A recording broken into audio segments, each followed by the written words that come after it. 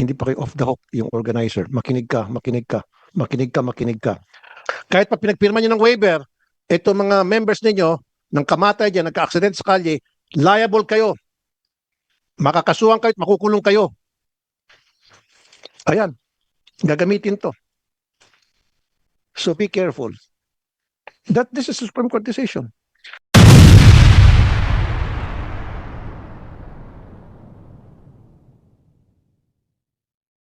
Life should be sacrificed under the guise of tourism and charity. Karamihan ng ating mga riders at motorists na ang pangunahing advokasya ay makatulong sa kapwa. I appreciate and laud your efforts. In fact, I strongly share in your advocacy to help our less fortunate brothers and sisters. Wala rin akong problema kung ang pagmumotosiklo ay nakatulong upang umangat ang ating turismo. Of course, why not? I recognize your efforts in promoting domestic tourism, with figures from the Tourism Promotions Board stating that approximately 1.9 billion pesos has been generated from 93 motor tourism events. Salamat sa mga moto vloggers for showcasing local destinations, promoting food stalls, cafes, and boosting the sale of local products. At wala rin po akong pagtutol sa pagpapatibay ng samahan o camaraderie to organize rides. Karapatan niyo po yan, lalo na tayo mga Pilipino ay likas na palakaibigan, sociable at may malasakit sa kapwa. Ngunit, ang pagpapalago ng turismo ay hindi dapat nangangahulugang suwayin ang mga batas trapiko at baliwalain ang safety ng ibang tao. Ang papapatibay ng pagkakaibigan ay hindi dapat dinadaan sa pasikatan at payabangan. Higit sa lahat, ang pagtulong sa kapwa hindi dapat nauwi sa trahedya. Walang dapat nasusugatan at lalong-lalo na walang dapat namamatay. Nakarating po sa aking opisina ang programa ang mga reklamo tungkol dito sa Boss Ironman Challenge. Mr. Chair, if you would allow me.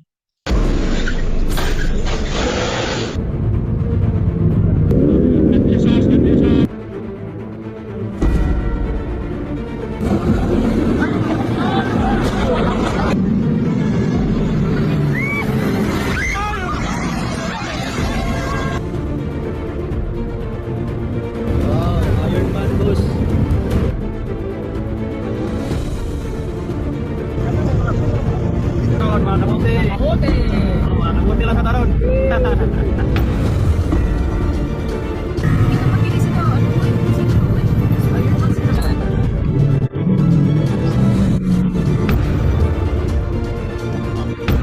Sa Dumingag, Zamboanga del Sur, isang rider ang sugatan matapos tumilapon sa kurbadang bahagi ng kalsada. Dalawang Boss Ironman riders pa ang nabanggaan sa kahabaan ng National Highway sa Sultan Mastura, Maguindanao del Sur. Sa Pikong, Lanao del Sur, isa pang kalahok ang nasangkot sa aksidente. Sumalpok ang kanyang motorsiklo sa isang bus sa pakurbang bahagi ng tunnel. Pasok sa ilalim ng bus ang rider, agad naman siyang isinugod sa ospital. Habang sa Upper Capiton sa Maguindanao del Norte, nagsalpukan ang isang tricycle at motorsiklo, kasali rin ang rider sa naturang challenge. Iniimbestigahan din ang pagkasawi ng 7 taong gulang ng bata dahil sa aksidenteng kinasangkutan din umano ng boss rider. Bago ipagpatuloy ang aking opening statement, kasi dinideny ng Boss Ironman na there's no such thing. Meron PNP, gusto ko ilabas niyo yung report. Yung pagkamatay ng 7-year-olds na bata. Nagsisinungaling sila. Okay? I want that report, HPG, provided to this committee immediately. Okay, kung hindi, malilintikan kayo sa akin, special LTO also. Ito pa ang masaklap Ito mga taga-LTO at saka HPG, imbis na kayo ay gagawa ng paraan na wala masusuway na batas trapiko, sumasama kayo. Kasama kayo sa mga miyembro. Kasama sila sa mga paligsahan. Marami sa kanila. Marami sa inyo. Malaman-laman ko LTO, malilintikan kayo sa akin. Paano ba naman saka isa pa, Mr. Chair, ang masakit dito, may mga kasama pang mga politiko. Kaya kasama mga taga-LGU. Paano ba naman maayos ng problema dito sa boss, tawag ito? Boss Ironman, kung mismo mga politiko kinukonsinti ito, kung mismo mga taga-HPG, taga-LTO, taga-TOTR kinukonsinti ito sa ngalan ng makakalap ng boto pagdating ng eleksyon. Reckless, stupid, daddad ng violations. Endurance ride lang daw, pero obvious na ginagawang karera. Yun nga sabi kanina ni Senator Robin Padilla. Sa kabila ng pagdinig ng House noong 2024 tungkol sa issue ng Boss Ironman Challenge, ganito pa rin ang mga nangyari sa nakaraang linggo sa Mindanao. Kasi Mr. Chair, nag-post ako sa Facebook account ko na magkakaroon tayo ng hearing tungkol dito. May mga nagsabi, hearing na naman? Eh nagkaroon ng hearing sa Kongreso hindi niyo pa rin mabuwag-buwag yan. Marami mga nag-react, marami mga netizen ng galit. Huwag na lang kayo mag-hearing. Hindi niyo wala rin kayo magagawang paraan dyan kasi mga politiko kasama Kasi LTO kasama, HPG kasama Let's show to the people na may magagawa tayo this time around, Mr. Chair. Kasi nakaka-insulto, nag-hearing sa Congress, wala nangyari, may namatay pa rin. Ngayon mag-hearing tayo and then next year may mamatay ulit. Para tayong mga kengkoy dito ng dalawa. Para tayong itong committee natin para mga kengkoy. Let's do something na hindi na dapat maulit to, Mr. Chair. I don't know kung ipagpatuloy ba, o kapag pinagpatuloy, ano mga gagawin sigurong mga palatuntunan na para masiguro wala namang mamatay. Pero for me, let's study it hard kung dapat ba ipagpatuloy to o hindi. In the first place, there should not be a race. Our public roads are shared spaces not meant to satisfy one's own adrenaline rush. Magpapayabangan kayo ng motosiklo at ang galing sa pagpapatakbo na hindi kayo nakakaabala ng tao. If the goal is to stage an endurance race, then do it in a contained environment.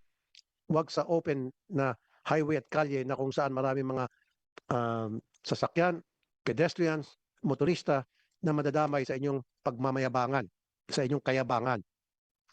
Boss organizers also promised that they will implement reforms in the conduct of the event. Pero gusto ko malaman kung meron bang proper rider skills assessment at nagkakaroon ba ng sufficient background check on every rider's physical and mental fitness. Kung sa running events at triathlon nga kailangan ng medical clearance ang mga participants, bakit hindi ito ipatupad sa mapanganib na Boss Ironman? Dapat mayroon ding close coordination ng LTO, PNP, LGUs at ng Boss organizers. Siguraduhin may permits at may proper route assessments. Finally, dapat may transparency reports na pinapakita ang Boss organizers sa mga participants. Saan napupunta ang pera na nililikom at totoo ba talagang para sa charity ito? Milyon-milyon ang nalilikom ng Boss Ironman at ang nakikita ko sa post sa kanilang page, barya-barya lang. Nagbibigay ng isang maliit na supot sa mga estudyante na kayang gawin to ng RTIA araw-araw nang hindi ako naghihingi ng pera kanino man. Ayan Ayan. Yan bang 20 million? Yan bang 15 million? Yan na magbibigay sa mga estudyante, yan bang charity? Isang supot ng halaga, wala pa sigurong 200? Yan ba? Sus Mario Joseph. Yan bang kapalit ng buhay ng maraming taong namatay? Yan bang kapalit na magkaroon ng maraming aksidente sa kalye? Yan bang kapalit para magkaroon ng maraming nag-violate ng traffic? Kung hindi natin may papatupad ang mga stricter guidelines na ito, we should stop and ban this activity. Pasensya na dun sa dalawa nandito ngayon. I'm doing this because I'm sick and tired of being sick and tired. Matagal na ito. Salamat ka, Mr. Chair, at inopen mo ito. Marami nang puput sa programa ko, nagme-message sa akin, talagang they want it stop. Kasi may namamatay. Pero kung wala sana mga namatay, wala sana mga aksidente, nobody cares. They will even welcome it. I myself, welcome ko. Turismo, why not? Charity, of course, kahit na barya-barya ang binibigay nyo, okay lang sa akin. Pag walang namamatay, kaso maraming namamatay at saka ang reklamo, Mr. Chair, ng mga regular na mga motorista, pag kami hinuhuli, tinitikitan, pero pag yung Boss Ironman, red light yan, talagang susuungin nila, wala silang ticket. Walang huli. Pero pag kaming regular motorista, kaming tricycle driver na mamasada, gusto namin kumita, nag-beating the red light kami, huli. Pero pag Boss Ironman, sige lang ng sige, red light, binabastos. That's unfair. Dahil ba Boss Ironman, nag-organize kayo ng samahan ng mga paligsahan, libre na kayo sa ticket? Hindi dapat. So kung gusto niyo magpagpatuloy ito, dapat walang mag-violate ng traffic. Walang mamatay, walang masukatan. Walang maging abala sa kalye. Kasi nakakaabala sila, Mr. Chair. Ang dami nila, libo-libo. Kung gusto niyo, diyan kay Soloneta, mag-ikot-ikot kayo for all we care. Sa isang, mag-arkila kayo ng isang farm, 20 hectares na farm, doon kayo mag-ikot-ikot. No problem. Magbanggaan kayo for all I care. Pero sa oras na lumabas kayo sa kalye at maraming namatay, maraming nasusugatan at nag-violate kayo ng traffic, no can do. Nakakainis na yan. I'm sick and tired of being sick and tired. It's been a long time, Mr. Chair. Buti nga, nagkaroon tayo ng hearing ganito, na people come to me. They've been complaining. Boss, bakit ganon? Even mga tricycle drivers. Pag kami nag-violate ng traffic rules and regulations, kapag kami nag-beating the red light, tinitikita kami ng traffic enforcers, kinukutongan pa kami. May kasama pang batok. Pero pag itong Boss Ironman, garapalan, beating the red light, okay lang. Nandiyan pa yung HPG, nandiyan pa LTO, nakatungangan, nakakursumano. Paano? Wag ka kasama LTO at saka HPG. Doon sa nagpa-register. This is stupidity. Totoo to. It has to be stopped. Or kung ayaw nyo magpa-stop, gawa kayo ng paraan na sumunod kayo sa batas trapiko. Hindi kayo above the law. Dapat wala na mamatay. Now, kung gusto na papatuloy, paliwanag sila, Mr. Chair, sa this committee, ano yung mga safeguards gagawin nila, mga guidelines sa kanila, mga members, na para hindi na maulit itong mga aksidente, itong mga bala sa kalye, itong mga pag-violate sa batas, etc., etc. Otherwise, kung hindi na ma-explain na maayos, I would recommend sa LTO, HPG, DOTR, ipatigil. Hindi nyo patigil, kayo. Malindikan sa aking pagdating sa committee ko, sa public services. Malilintikan kayo, DOTR. Unless kung magpaliwanag sila at magandang paliwanag at sumang-ayon si Mr. Chair, then sige. Pero kapag hindi, wala kayong may paliwanag na maayos, na guidelines na para mapaayos yung takbo ng inyong boss Ironman, then ako mismo ipupush ko stop to. Kasi ulitin ko naman for the second time, nag-hearing sa Congress, Mr. Chair, wala nangyari. After na mag-hearing, the following year, may namatay. O di parang ginawa niyo mukhang kengkoy ang Congress. Pero I would not allow na itong Senado gagawin yung kengkoy for the second time. Hindi ako papayag. Kung nagawa yung kengkoy ang Congress, hindi niyo nirespeto. Hindi ako papayag na gagawin yung Senado. Na nag-hearing tayo and then next year, may mamamatay ulit. Mananagot ang LTO, HPG, DOTR. Maniwala kayo sa hindi. Thank you, Mr. Chair. Thank you, Senator Tulfo. Maraming salamat at yan po yung nanggaling sa inyong pinadala yung mga videos at pictures no sa inyong pong programa. While we kaya po ito na refer sa Committee on Tourism because most of these events are supposedly tourism oriented, no? Yun po yung talagang dapat. And as a rider myself, of course, sabi ko nga natutuwa ako, dumadami na yung camaraderie, okay po yan. Kaya lang I agree with you, Senator Tulfo, that we cannot afford to have fatalities every year or injuries. Hindi naman pwedeng nagsasaya or hindi naman sila nagsasaya, mayroon tayong proyekto o programa. Pero kung ito ay nakakagulo at nakakaistorbo na sa mga komunidad at mayroon pang nakakalungkot kung may na-aksidente, pagkos kung may namamatay, ay one life is priceless. Diba? Hindi pwedeng sabihin na natin meron tayong programa pero isang buhay. Wala hong yan, it's priceless. Hindi natin mapapalitan po ang isang buhay. So, gusto natin malaman saan nagkulang? Bakit nagkaroon ng ganito mga aksidente pa rin? So, we will also ask, siguro pupuntahan natin yung endurance riders na nag-organize din po na iba kasi problema Senator Tulfo, yung pong mga ibang lesser known events ay mukhang doon may mga pustahan din. So, gusto natin marinig sa kanila. Sa boss Ironman, sa boss siguro si Mr. Tolentino sa Mangutara, just for the record, bago po ba nagsimula yung inyong event ng Ironman, were there briefings? Sinigurado niyo po ba na hindi ito karera? At dati kasi alam ko dati kasi meron mga first to arrive na nagiging bragging rights at nagpupustahan at nagyayabangan din ang ibang mga riders. So ngayon ba meron pa bang first to arrive? Meron bang oras pa rin? At saan kayo were you able to brief all the participants before the boss Ironman started? Siguro marinig namin sa inyo. Sige. Pero Mr. Chair, makasingit, bago niya sagutin, ito may Supreme Court decision. Hindi pa kayo off the hook yung organizer. Makinig ka. Abrogar versus Cosmos Battling, GR 164749- at March 15, 2017. Organizer of a fun-run event was held liable for negligently holding an event in a road open to the public where participants were hit by a jeepney. Similarly, kayo boss organizers may be held liable for all damages caused by the event they organize. Even if there is a waiver, still liable kayo because of the gross negligence, not simple negligence. Ibig sabihin, kayo mga organizers, pwede kayong kasuhan, pwede kayong makulong.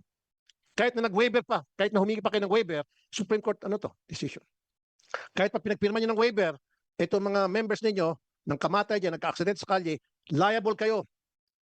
Makakasuhan kayo at makukulong kayo. Ayan, gagamitin to. So be careful. This is a Supreme Court decision. Kasi ang nangyari, Mr. Chair, pinapapirma ng waiver na kapag may nangyari sa inyo, sa kalye, etc., wala kaming kinalaman, pananagutan. At ngayon, yung nakasagasa na member, rider, siya ang babayad dun sa nasagasaan niya. kasi may insurance siya. Hindi, ayon din sa Supreme Court, ipaalam ko to sa lahat, kayo ang habulin. Kayo ang kasuhan, kayo makulong. Kasi tama nga yung sinabi ng marami, Mr. Chair. Dapat may screening doon sa mga rider. Saka dapat may disiplina. Saka dapat hindi nagbabiolate ng traffic rules and regulations. Sa pagmamadali kasi dapat walang contest, dapat walang premyo, etc. E pag sama-samahin yun, nagmamadali, ayun, nagkaka-aksidente. Kita niyo naman, hindi kayo pwede magsinungaling. Ayun, may video, prinubay sa akin yan. Ang dami aksidente, tapos sabihin niyo, wala namatay na bata. Meron, 7 years old. PNP, provide niyo sa committee na ito, yung 7 years old bata namatay. Kasi dinideny nila eh. Meron. So, yan lang Mr. Chair, paalala ko lang sa inyo na ngayon, pwede kang habulin ng mga nadisgrasya, ng mga nasira. Ipapaalam ko to sa buong Pilipinas na para yung gustong magsampa ng kaso sa inyo, magsampa sila, tutulungan ko. Let's see. Hindi ako papayag. Sabi ko kanina, pinupuri ko kayo. Maganda yung advokasya ninyo. Tourism, okay. Charity, okay. Camaraderie, okay. Lahat okay. Pero sa oras na nag-violate kayo ng traffic rules and regulations, sa oras na naging pabaya kayo at marami mga namatay na sugatan, ibang usapan na yan. Panagutan yan. Kumikita naman kayo. Okay, one question. Magkano kinikita nyo every year tuwing sa registration? How much? Approximately. Yung registration po namin, Mr. Chair, is 8,000. And then how many registrants? About 925 po. 2,000 inaabot. No, 925. Sa Mindanao lang. Opo, Oh, doon po sa... Pero nationwide, magkano inaabot? Meron akong information na umabot na 1,500 to 2,000. Pwera pa yung mga sasakyan, mga kotse na sinisingil nyo up to 15,000. More or less, naggawa kami ng research 16 million easily nationwide. Okay. Di ba? That's a lot of money. Sana pupunta. Kasi kung ito lang pagmamayabang nyo, kaya kong gawin to, hindi sa pagmamayabang. Almost every month ginagawa ko to nang wala akong kinukuha pera kahit nakakanino. Ayan o. Isang eskwelahan tapos maliit na bag, wala pa siguro 300 itong laman ng bag. Di ba? Tapos magbibigay ka ng mga yung batsa-batsa. Ginagawa ko to tuwing may calamity. At hindi ako nanghihingi ng pera kahit kanino man. Kayo by the millions, hindi yan ang kaya nyo. Come on. Kapalit, maraming taong namatay, maraming mga nasugatan. Yan bang charity? But anyway, saan pupunta? Yung mga milyones nyo. Matanong ko lamang, sige. Saan pupunta? Rough estimate. Doon sa ginanap naming event sa Mindanao, no? Sabi ko nga po, Okay po sa Mindanao, nationwide naman po kayo, di ba? Mga members lahat yes, nag-register. pero for this year po kasi yun lang po yung ginawa na. And last year po wala po kaming event. And the year before, saan pupunta?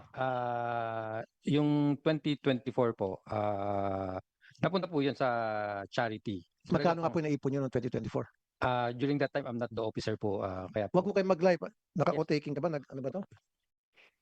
Hindi, huwag ka mag-live kasi Ay, nga pala, makakontempt ka rito. sorry, we forgot that we went straight, Senator Tulfo. We last asked the committee COMSEC to please ask everybody to take their oath. Can everybody please rise? Lahat po ng resource And persons. Raise your hand, please. Right hand, please. Raise your right hand. Do you swear to tell the truth, the whole truth, and nothing but the truth in this proceeding? Okay, let the record state, Mr. Chairman, that all resource persons present answered in the affirmative. Thank you. Siguro, ngayon nakapag-oath na, siguro ang boss will give you the chance to answer yung pong query ni Senator Tulfo. I agree with Senator Tulfo, no, na while we are happy that we foster camaraderie among the riders, tourism, no, na dapat tinutulungan natin yung turismo, nag-enjoy, kaya lang, yung the price that we have to pay kapag mayroong napeperwisyo, kapag mayroong na-injure, lalo na yung pong dinadaanan, lalo na kung may namatay pa, no? A few years ago meron, that is that we cannot sacrifice anymore. So, yan ang gusto natin malaman kung saan nagkulang. Kung ipagpapatuloy, kailangan zero fatality na. Pero kung hindi mapapangako, I agree with Senator Tulfo, kailangan na talaga itigil to, hindi tayo pwedeng maging perwisyo.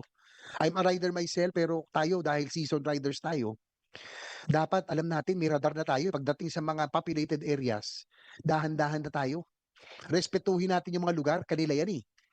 No, yung mga tricycle, sabihin na natin, may mga maliliit na motor, nag-u-turn, nagagalit tayo, pero lugar na yan, tayo nakikiraan lang.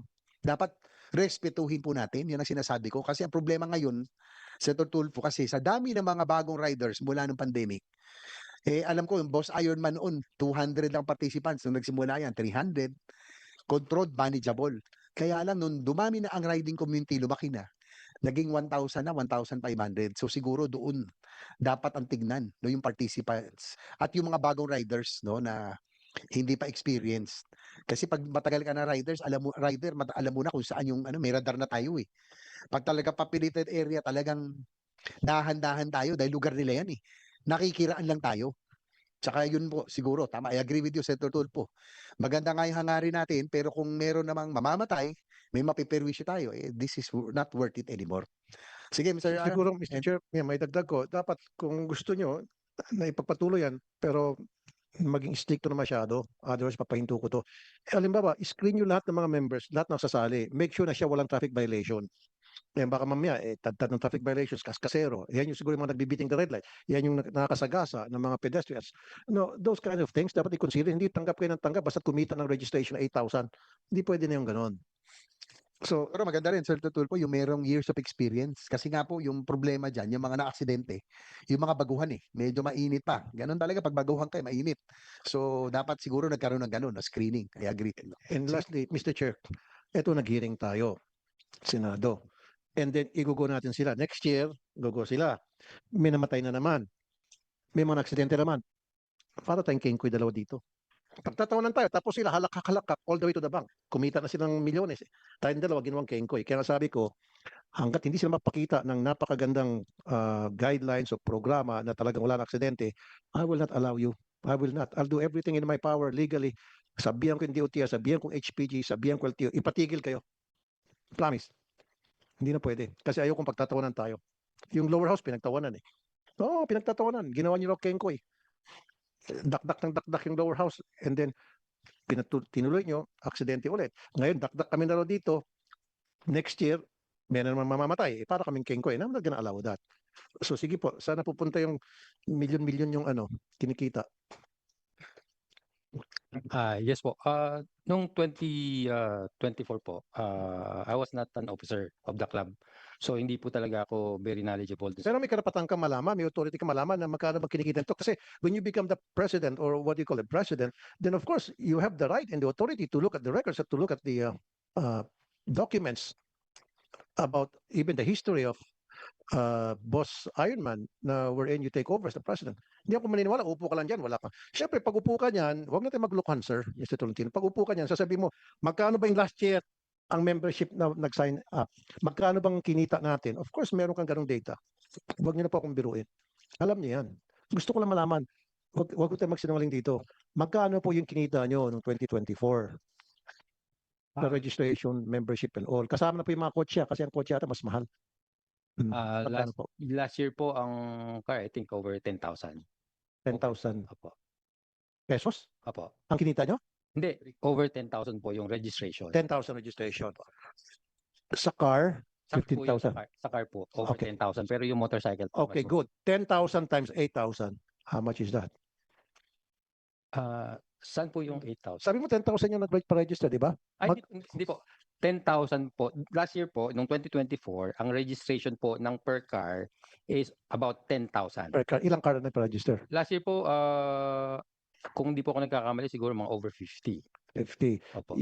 Sige, times nyo. Tapos magkano yung sa mga motor? Yung sa motor po, last 2024, I think 7,500. 7,000. Opo. So 7,500 times 20, times 8. Tama, 8,000 yung registration. Ay, hindi po. Hindi po. Magkano registration? Ang registration po, 2024. 2024, kung hindi po ako nagkakamali, I'm not sure lang po doon sa record. Mga about 1,500 to 1,600 riders. Opo. Oh, bakit riders? Riders, opo. 1,500 to 1,600 riders. Okay, so 12 million, Opo. more or less. Hindi po kami umaabot ng more than 2,000. Okay, sige, 12 million. Paano nyo pag ginastos yung 12 million? Well, siyempre po, nilalabas po doon yung gastos. Ano pong ginastos nyo dun? Katulad po nito, no, bibigay lang po ako ng example for this year, yung 2026 po sa Mindanao. Hindi po, sa 2024 na lang po muna. Kasi yan, 12 million. Galing na mismo sa'yo, 12 million ang kinita. So, saan napunta yung 12 million ang kinita ng 2024? Almost similar din naman po yung gastos kasi po ito. Kaya nga po, sige po, ano pong mga gastos ang bawas? Doon po sa registered participant namin, katulad ngayon, 925, Sir, doon naman sa 12 million, i-breakdown niyo po yung 12 million. Well, ginagastos po 'yon sa sa yung stage setup, no? Saan po? Stage setup. Stage. Opo. Okay, magkano po yung stage setup? Ah, Hindi pa kasama yung mga sponsors, ha? Di ba? Maraming mga sponsors. Magkano kinikita sa sponsors pala? So 12 million yung sa registration lang. Sige, conservative yun. Sa sponsors, magkano kinikita nyo? Sir, huwag kayo magsinungaling kasi I can get that data, ano? At kapag sa susunod, patawag kita, pakukulong kita doon sa baba. opo. I promise you. I promise you. So Ah, don't lie kasi Wala po kasi akong direct knowledge since nung 20. O ilan ang po ako. ilan ang ano nyo, sponsors? kasi ako. Ilan ang sponsors nyo? I can say right now po, ang sponsors po namin is mga about 4 to 5 sponsors. How much per sponsor ang binabayad? Depende po sa Sige, sponsorship give nila. me a ballpark figure. Just a ballpark figure po, nagre-range po ng mga about 500 to 500,000. 1 million. Ganun po. Okay, conservative, 500. So ilan yon? 5. Opo. So 2.5. So 12. So 15 more or less. Yung 2024. Ngayon, stage. Sabi mo, magkano yung stage? Dito po Kasi ginagawa nyo itong racket eh. Tapos at the expense of many people getting injured and namamatay pa. Sige po. Stage, magkano po yung stage? sinasabi ko nga po, unfortunately po, wala po akong direct knowledge ng 2024. Pero Sige, talk stage. about, Ano pa po bukod sa stage? Stage siguro sabihin ko 20 mil. Stage. hindi po, medyo malaki po yung gastos po talaga. Oh, sabihin natin 300,000. 300,000. Ngayon po kasi yung stage, Oh, sige, 500,000 stage.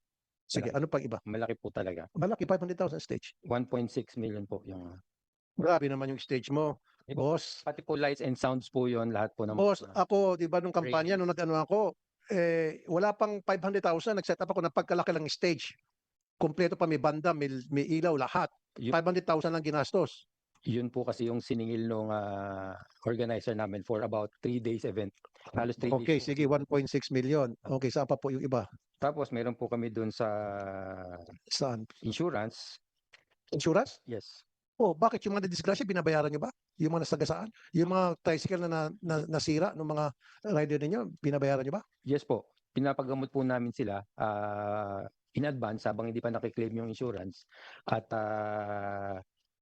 yung iba po, ito nga po na nasabi ko kanina, yung nasirang motor, pinalitan po namin.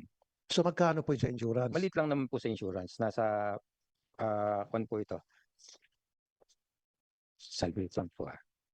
I'm sorry po pala, correction po. Yung cost po per rider, binasi po, hindi po pala 1.6, sorry no.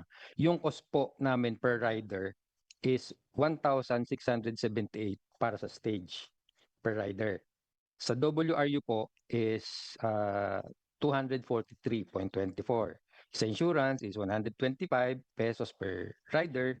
Sa collaterals po na ginamit namin lahat ng mga So magkano po in all, magkano po sa competition? ang total po per rider ng computation namin is Hindi, lahat yung nagastos, magkano inabot? Kawawa naman kayo, sir. Abonado pa pala kayo. 7,092,830. 7 million. Wala pa yung sa charity dyan. Apo, wala pa po yung charity. So charity, another 7 million, so 14 million ginastos nyo. So abonado pa kayo. But I don't believe you, sir. I'm sorry. I'm not saying you're lying, but I don't believe you. Huwag nyo naman kami gawing kengkoy rito. Hindi naman kami mga pinanganak kahapon. Binublot nyo na lang lahat yan. Siguro, baka hindi kayo, baka yung mga organizers nyo. Kaya kanina, nahirapan kasagutin sa unang tanong ko. Sabi mo, wala pa ako dito. Yun yung pinaka-convenient answer. I wasn't the president back then. Kamo, wag na po tayo maglokohan. Parang kumikita kayo rito ng malaki. And yet, tinitipid yung pagbibigay sa charity. Namimigay po ako ng charity. Hindi naman sa pagmamayabang on a regular basis. Ito mga charity nyo, barya lang to sa akin. Totoo. At wala akong hiningin pera kahit kanino, sarili kong pera. At kayo, meron kayong milyon-milyones, tapos ito lang kaya nyo? Come on. Huwag na tayong maglungkot. But anyway, sige, pinapalabas niya Mr. Chair, bloated masyado yung mga amount as para bang abonado sila, kawawa naman. Nakakaawa naman kayo, abonado pa pala kayo. But anyway, sir, last na naman Mr. Chair. Ano kung sakali man papayagan kayo ni Mr. Chair ng committee na ito, na ituloy nyo pa rin yung inyong boss Ironman Challenge? Ano yung mga programang ilalatag ninyo para masiguro hindi na maulit yung mga nakaraang mga aksidente, pagbabiolate ng traffic rules and regulations, yung mga gulo? Ano halimbawa, meron ba kayo? Yes, Mr. Chair. Just in case po na sakaling mag-decide kami na ituloy ang Ironman for next year or for some time, no? Gagawin po namin will be talaga pong we need to sit down with first with the LTO, with the PNP, with the tourism board. Lahat po siguro ng concerned agencies kailangan upuan to kasi talaga pong hindi namin magagawa ito nang kami lang ang magtatrabaho. So lahat po ng inputs na manggagaling sa mga government agencies, especially LGUs and the mga national government concerned, talaga pong kailangan i-implement. No, implement natin kahit it could be harsh pero kailangan po nating i-implement para lang po to ensure yung safety ng rider and public. Dahil kami po sa boss, talaga pong napakasakit sa amin na merong isang namatay na rider, no? It's very unfortunate. Hindi namin inaasahan. Kala namin kasi na sa 2 taon na nawala yung Ironman, ginawa na namin lahat ng kaya namin gawin. Alam naman po ni Senator JV yan, para ma-ensure yung safety ng rider and public. And I'm sure yung government agencies na nilapitan namin, national government agencies and local government agencies, they did also almost, I think more than enough sa kaya nilang gawin just to ensure riders safety at pati ng public. However, talagang accident happens. Pero yun po yung masakit dun eh.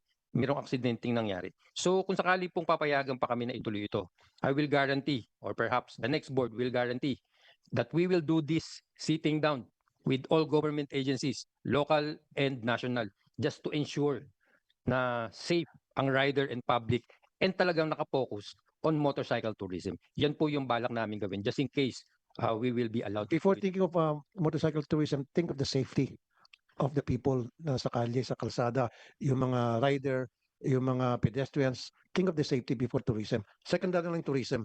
Siyempre, kahit na ilang pang ipapasok yung kita sa tourism, it doesn't equate to the number of people na namamatay na aksidente.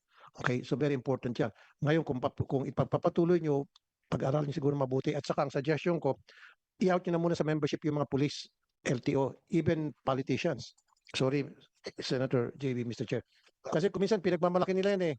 Di ba? Hindi na ako magbanggit. May mga senador, may mga congressman. Siyempre kasama. O, di ba? Siyempre, pag mamalaki nila yan, di mas... tataas yung membership. Kasama ba si ano? Oh. Hindi nga dapat, bawal na yung politicians.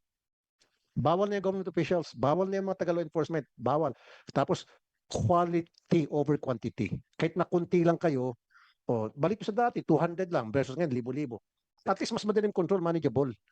Huwag na yung libo-libo. Tapos dapat well-disciplined, well-screened yung lahat ng participants. Hindi yung wara-wara basta't kumita lang. I don't know, but siguro next year, hindi muna. Baka after 2 years, pag-aralan nyo muna mabuti, you sit down with all the law enforcement agencies, national, local, and kasama si Mr. Chair na siya talagang professional na rider. Pag-usap-usap. Yun lang po siguro, Mr. Chair. Thank you, Sir Tulfo. Actually, si Senator Bato, no, was also a rider, participated doon sa last Ironman bago ito nagkaroon ng hiatus na 2 years. Pero yun din, sinabi niya, Jeep, sabi niya, sumama ako sa Ironman pero sobrang dami. Pati yung mga sasakyan. Naku, in-overtaken ako. Kaya sabi, hindi na ako magsama dyan. Sabi niya, tama ko ako, pati yung intonation niya. Siguro yun ang mga dapat gawin. Probably, tama kayo, Senator Tulfo. Limit already the participants and screen them properly. Ang ano talaga rito yung mga baguhan yung mga non-experienced riders. I think they're the ones that are involved in the most accidents, no? So si Senator Bato mismo, who was part of that, nag-complain noong huling yung Ironman, sabi niya na siguro sa dami, Senator Tulfo, sa dami. Nagsabi sa akin na hindi na siya sama kasi nga daw, ang gulo sa sobrang dami. Sa starting point pa lang. Yun yung sabi niya that time. No? So siguro yun lang, at least take this all with a grain of salt para kung sakali papayagan ulit, i-take note para hindi na maulit-ulit. No? Sabi ko nga sa Senator Tulfo, tama yun, nakakatulong sa turismo, sa ekonomiya, local economy, camaraderie, pero one life is really priceless. Mahirap, hindi na natin pwedeng palitan yun eh. 'Di ba? 1 or 2 lives, fatalities, no? Napakahirap. Hindi mo pa mabayaran at hindi mo mapapalitan yun. Yun lang, no? So siguro quickly, no, we will go to the organizers ng mga ibang endurance race, no? Kasi ito yung Senator Tulfo. Parang dito nagkakaroon ng pustahan kasi yung Boss Ironman, kilala ito eh. Pero yung mga lesser known endurance races, dito ko nababasa sa social media, nagkakaroon sila ng hamunan at minsan pustahan.